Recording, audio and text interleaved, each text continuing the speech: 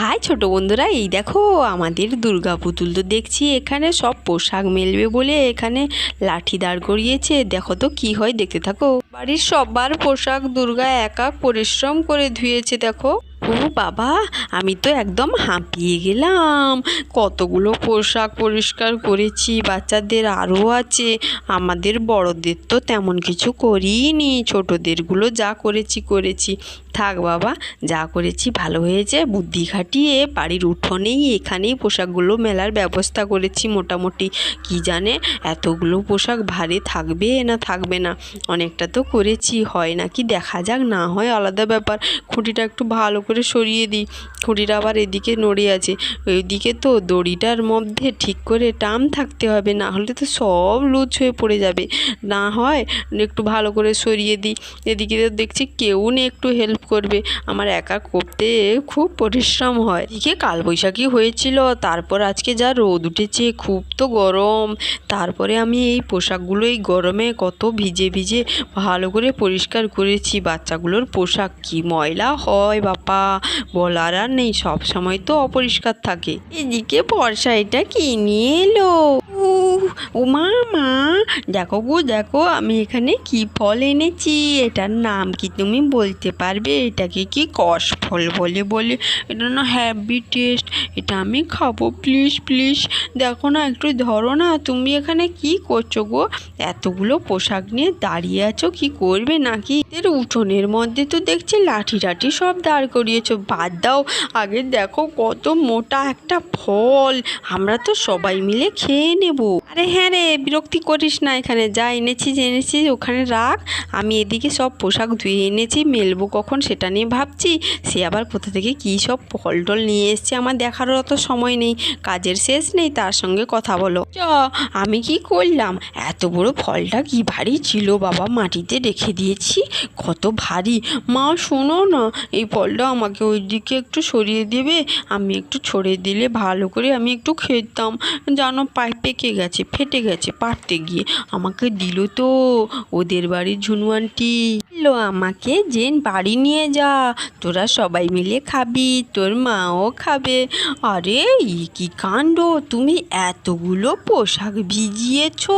ওরে বাবা রে, কত পোশাক! হ্যাঁ রে, তো পোশাক আর পোশাক, তুই যাই বল তাই বল, তোরা যা পোশাকগুলো ময়লা করিস না, সে নিয়ে আর কিচ্ছু বলার নেই। কত পরিষ্কার করেছি, আমারও একটা শাড়ি আছে, আর বেশি কিছু নেই, সব পরিষ্কার করে দিয়েছি। এরপর একদম অপরিষ্কার করবি না, এইগুলো আমাকে আবার মেলি জানিস। তাই বলে তুমি আমাদের উঠোনের মধ্যে এইভাবে দাঁড় করিয়ে দিয়েছো লাঠি নিয়ে আসে, জামাগুলো শুকনো করবে বলে। উঠোন থেকে তো তাহলে কেউ বেরোতেই পারবে না, তুমি এটা কেন করলে? বাবা তো খুব বকবে আমার মনে হয়।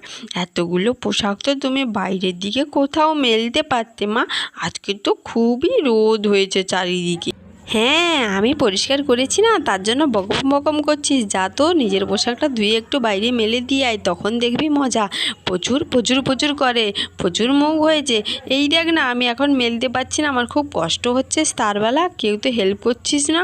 এই জামাটা মেলা মাত্রকে তো দড়িটা লুজ হয়ে গেছে, যা কি করি, এইগুলো তো একটু খাঁজ করতেই হবে, না হলে তো এতগুলো পোশাক আছে, সব তো ঝুলে নিচে পড়ে যাবে। যাক, আমি দুটো চেয়ার দিয়ে ওই দিকের মাটিটা ভালো করে টান করে দিয়েছি, আর এই দিকটাই উনুন দিয়ে দিয়েছি, না হলে তো একেবারেই হবে না, সব ঝুলে মাটিতে পড়ে যেত। আমার বুদ্ধি এই দুর্গার বুদ্ধির কাছে সব কিছু হার মানবে। এই দেখো, সবগুলো পোশাক এবার সুন্দর করে মেলে দিই, আর কিচ্ছু হবে না, পড়বেই না। যা, তুমি তো আমার কিচ্ছু কথা শুনছো না, বলছি একটু ফলটা ছড়ে দাও না, খুবই শক্ত বাইরের পাশটা, আমি তো খেতেই পারবো না গো। ও তুমি শুনলে না, আমি বাবা ওই দিকটাই চলে যাই, এই দিকটাই খুব রোদ, এই দিকটায় আমি বসে একা ছড়ি। মা আমার খুবই ব্যস্ত, আমি যে খাবো বলছি তার দিকে নজর নেই, যা করছে করুক বাবা, আমি আমার একা পারি তো কতটা দেখি, খুবই কষ্ট হচ্ছে, এই তো খুবই মোটা ছাল। দেখি তো ভিতরে যদি বেশি থাকে আমি আগে একটু বেশি বেশি না হয় খেয়ে নেব। যাক বাবা, মোটামুটি সবগুলো পোশাক দিয়ে দিয়েছি। আরে না, আরও একটা পোশাক আছে মনে হয় বর্ষা বৃষ্টিদের। দেখি তো বালতিতে। হ্যাঁ, এখানে তো দেখছি 5টা আছে, আমি তো 6টা দিয়েছিলাম। দেখি তো আর একটা কোথায় গেল। এই যে এইটা পেয়েছি, এই 6টা দিয়েছি, তার মধ্যে কতগুলো যে পরিষ্কার হবে কে জানে। বাতাসও আছে, রোদও আছে। যাক বাবা, আমার পরিশ্রমটা গেল। কত কষ্ট করে দাঁড় করিয়েছি এই লাঠিগুলো। আমার এই শাড়িটা কত সুন্দর ছিল, একটু কালারটা ডিস্টার্ব হয়ে গেছে। রঙের সময় দোল পূর্ণিমায় কিনেছিলাম। কিরে, তুই ওখানে ফল নিয়ে বসে গেছিস নাকি? আসছি, দাঁড়া, তোর ফলটা ছড়িয়ে দেবো। বালতিটা ওই দিকটাই সরকিয়ে দিয়ে আসি, না হলে তো কেউ এসে আবার ঢুপুস করে পড়ে যাবে। এমনিতেই আমি পোশাক মেলেছি বাবা, বকুনি তো খেতেই হবে, কিন্তু আমায় মানলে হবে না। আমি কোথায় মেলতে যাব? আমার পোশাক তো কেউ মেলে দেবে না, তার জন্য আমি এইদিকে একটু শুকনো করতে দিয়েছি বুদ্ধি খাটিয়ে। বাড়ির উঠোনে না দিলে হয়, বাইরে যাব, আমি আবার আসবো, রান্না করব, অত শত সময় নেই আমার। এত সময় নষ্ট করা একদম যাবে না। এই দুর্গার বুদ্ধি আছে না? হা হা, দুর্গা, তুমি এত চিৎকার করছো কেন গো? বাইরে থেকে একটু বেরিয়ে এলাম, একটা বই পড়ছিলাম। আরে দুর্গা কোথায়? আরে বাইরে বেরোবো, রাস্তা রাস্তা নেই তো দেখছি, সব ঘিরে দিয়েছে। কি কাণ্ড, চারিদিকে শুধু পোশাক আর পোশাক। এই পোশাক চারিদিকে দিয়ে দিয়েছে, দিতে পারতে আমার মাথার ওপরে, আমি মাথায় নিয়েও ঘুরতাম। বাইরে থেকে বেরোতে পারবো না, চারিদিকে ঘিরে দিয়েছে। যত সব ফালতু কাজকর্ম দুর্গার দ্বারাই হয়। আরে গোলুর বাবা, তুমি একদম বকবক করবে না, বুঝলে তো? এতগুলো পোশাক আমি পরিষ্কার করেছি, এগুলো রোদতে না দিলে শুকনো হবে কি করে? ভিজেগুলো আমি কোথায় রাখবো? আবার যদি বৃষ্টি হয়, এত বকবক করো কেন? এদিকে তো রাস্তা আছে, ওদিক তো রাস্তা আছে, একটু কষ্ট করে একদিন বেরোতে পারো না?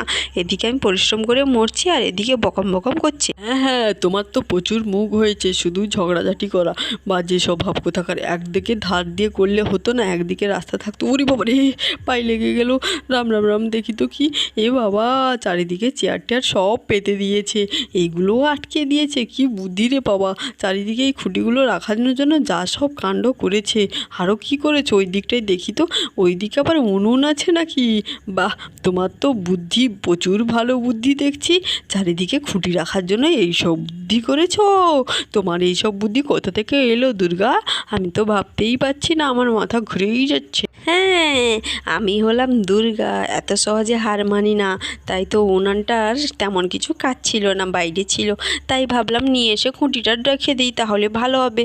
খুঁটিটা নড় করছিল, ওইদিকে চেয়ারগুলো দিয়ে দিই। আরে বাবা, তুমি চুপ করো তো, তোমার মাথা ঠান্ডা হবে। এই দেখো কষফল এনেছি, এটা একটু আমাকে ছড়ে দাও না, তুমিও খাবে আমিও খাবো, কেমন? না না বাছা, আমি ওসব খাবো না, তুমি খাও। আমার ওসব মাথা এমনিতেই গরম আছে, ওগুলো খেলে আরও গরম হয়ে যাবে। তোমার মাকে বেশি বেশি করে খাওয়া। ফালতু যত সব কাজকর্ম করে, এখানে এটা নিয়ে রেখে দেয়, ওখানে ওটা নিয়ে রেখে দেয়, কী যে করে কে জানে বাবা। আমি আমার যাই ওইদিকে, মাথা এখন আমার এত গরম হয়ে আছে, কিছু বলারই নেই আমার এখন। যা, বাবাও চলে গেল, এই ফলটার আর কিছু কাজ হবে না মনে হয়। পড়ে যা, তোর দরকার নেই। যত সব লাট সাহেব থাকে এখানে, একটুও পরিশ্রম করবে না। আমিও আমার পোশাকগুলো ভালো করে শুকনো করে নিই। বাবা, উঠোনে রোদ হয়েছে। আর তোর ফল তুই ছড়া, আমি বসে বসে খাবো, কেমন? পারবো না আমি। এই বলে ভীম তো রেগে মেগে সব চলে গেল। আর দুর্গা এদিকে মনে হয় আর ফল ছড়বে না, ওইদিকে বেচারি একা বসে বসে ফল ছড়বে আর সবাই মিলে খাবে। আর ততক্ষণে রোদে পোশাকগুলো শুকনো হলো। আজকের মতন টাটা।